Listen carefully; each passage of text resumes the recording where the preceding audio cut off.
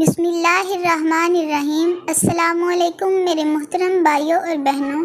پرانے زمانے میں بنی اسرائیل کا ایک بادشاہ تھا جو کافر ہونے کے ساتھ ساتھ بہت ظالم بھی تھا، جو لوگوں کو خنزیر کا گوشت کھانے پر مجبور کرتا تھا، اور جو آدمی انکار کرتا تو اسے سخت سزائیں دے کر ہلاک کروا دیتا۔ پھر اس زمانے کے سب سے بڑے عابد کو بادشاہ کے سامنے لایا گیا۔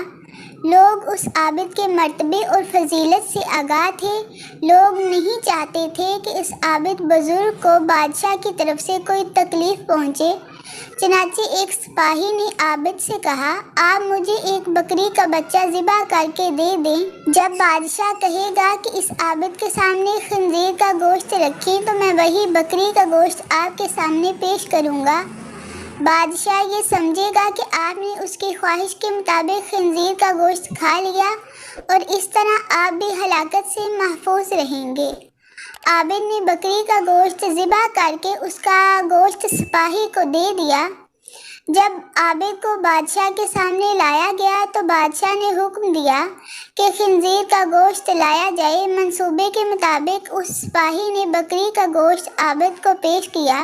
بادشاہ نے کہا، میرے سامنے خنزیر کا گوشت کھاؤ۔ عابد نے کہا، میں ہرگز نہ کھاؤں گا۔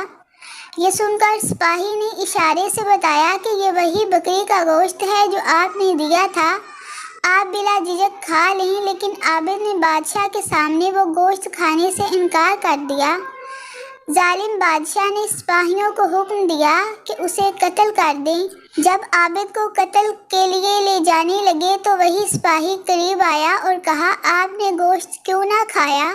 باخدا یہ وہی گوشت تھا جو آپ نے دیا تھا۔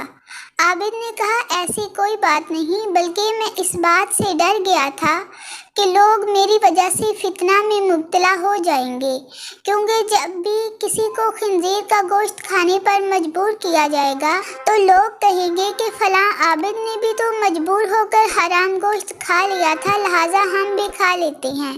اس طرح لوگ میری وجہ سے بہت بڑے فتنہ میں مبتلا ہو جائیں گے، اور میں لوگوں کے لیے فتنہ ہرگز نہیں بننا چاہتا۔ یہ کہہ کر وہ عابد خاموش ہو گئے اور جلاد نے ان کا سر تن سے جدا کر دیا۔ میرے محترم بھائیوں اور بہنوں، آپ لوگوں کو یہ کہانی کیسی لگی؟ اپنی رائے کا اظہار ضرور کرنا، اور اپنی بہن کے چینل کو سبسکرائب اور ویڈیو کو لائک اور زیادہ سے زیادہ شیئر بھی کرنا۔ اللہ تعالیٰ آپ کو اس کا صلہ دنیا و آخرت میں عطا فرمائے۔ آمین ثم آمین۔ اللہ حافظ۔